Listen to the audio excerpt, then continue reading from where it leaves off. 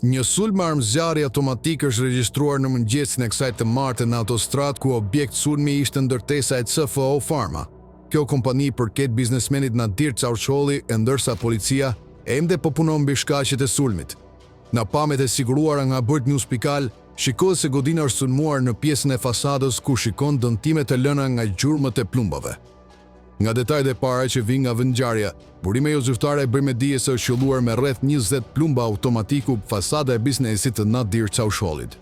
Kujtojmë që biznesi CFO Pharma ndodhet në zonën e Kasharit, buzë autostradës Tiranë-Durrës, ndërkaq deri në të fazën e hetimit nuk ka asnjë person të dyshuar. E siç shihen nga pamja, policia ndodhet në vendin e ngjarjes ku po mbet gëzhoja. Nga fotot kuptohen se disa prej plumbave kanë kapur pjesën e fasadës së godinës, por ende nuk dihet nëse ka patur të lënduar apo jo.